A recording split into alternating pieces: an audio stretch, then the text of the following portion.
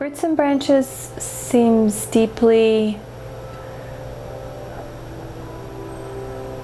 invested in the Spirit and just comfortable with things of the Spirit, which also means comfortable with not being in control.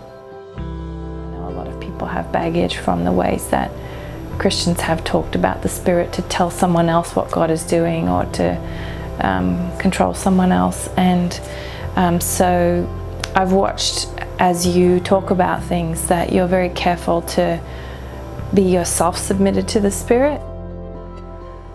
This session felt different because it was like someone else was listening with me to the Lord, almost as if prayer is you floating on a stream, like you're in a little boat and the Lord is the stream and you're just kind of going together normally, and then it was almost like someone else was like paddling with you. So to have someone else almost help you look around in a scene, you know, like you might be focused on one particular aspect and it may not be helpful for you to be only thinking about it in that way, and for somebody else to kind of ask you to bring your eyes up and look around it in a different way. It's given me permission to trust that there is real power in the ways that the Spirit works that we don't fully understand or can't explain, that don't necessarily appeal to the rational part of us. You know, there's a lot of stuff that deep in our culture and even in Christian culture that wants us to focus on pretending to be objective somehow, and also breaking our theology down to exclude anything that seems subjective. So that includes emotions, senses, bodily experience, and somehow thinking we can only really believe in things that we can prove or totally understand, which cuts out God, who's a mystery, and cuts out our own embodied experience.